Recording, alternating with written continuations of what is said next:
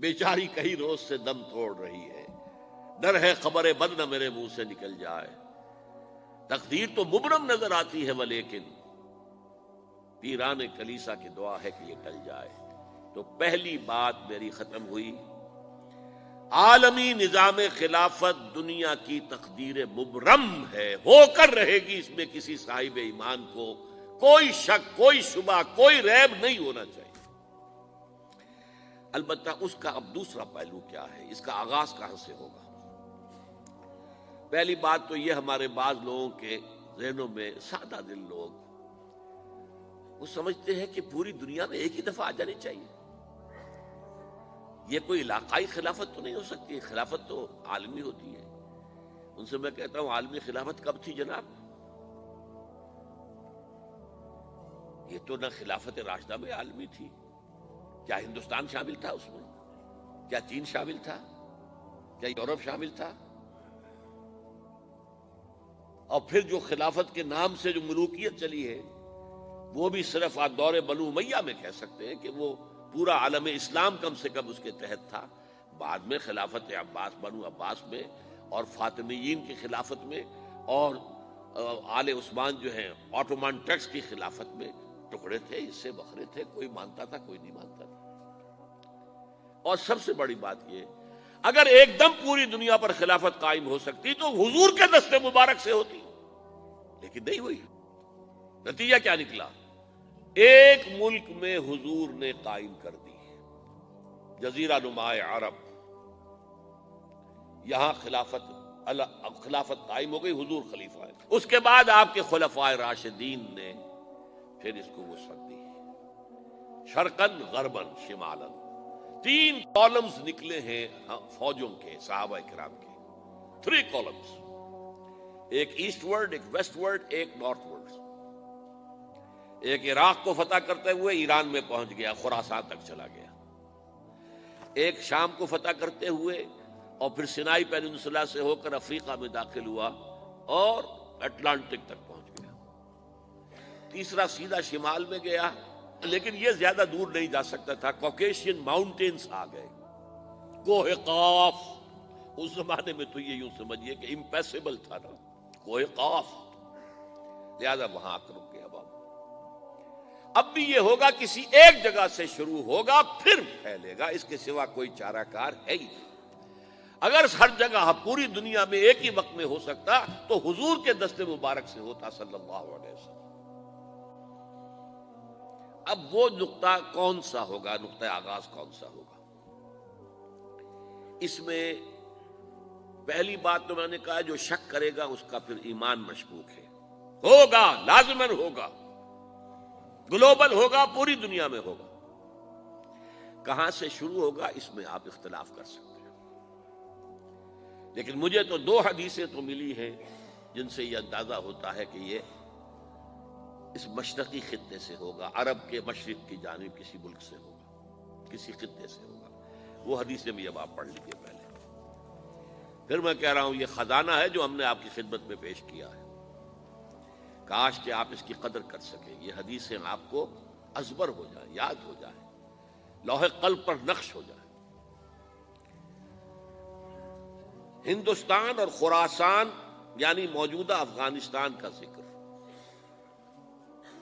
ابن ماجہ کی روایت ہے، عن عبداللہ ابن الحارث رضی اللہ تعالی عنہ قال رسول اللہ صلی اللہ علیہ وسلم یخرج ناس من المشرق یؤتئون للمہدی یعنی سلطانہ، یعنی سلطانہ، دونوں طرح سے پڑھ سکتے ہیں۔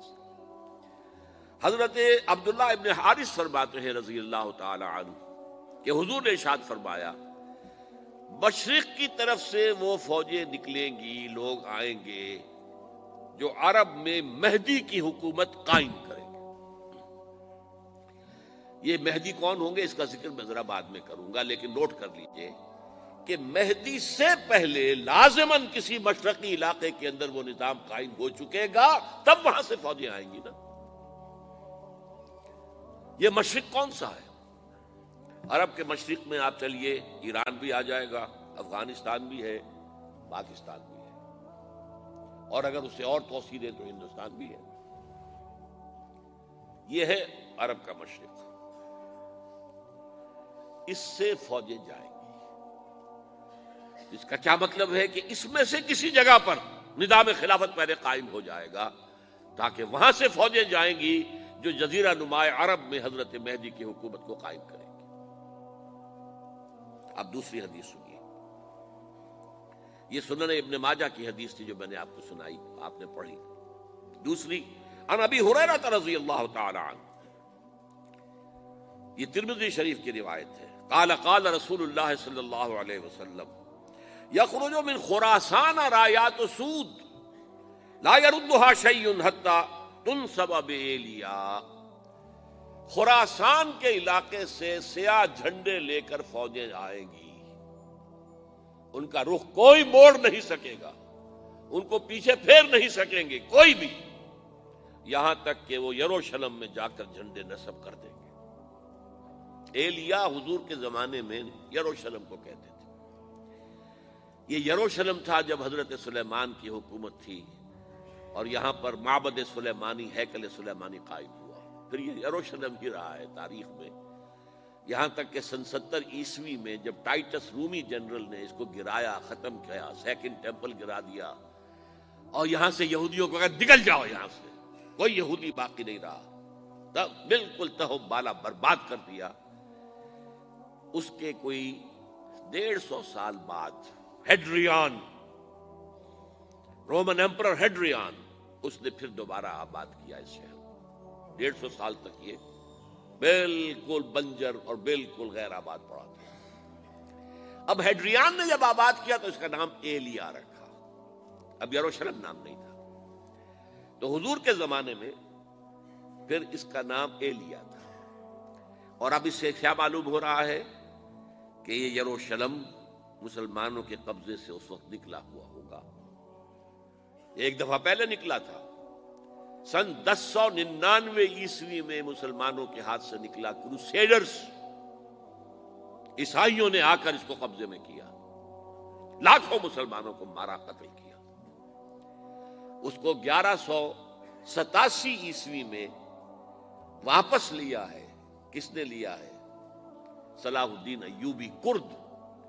عرب کھوکھلے ہو چکے تھے، عربوں نے کھویا، واپس نہیں لے سکے، بہت حکومت کر چکے تھے، 400-500 برس کی حکومت کر کے، اور ان کے عیش اور ان کے آرام، اب ان میں جان نہیں تھی کہ وہ واپس لے سکے۔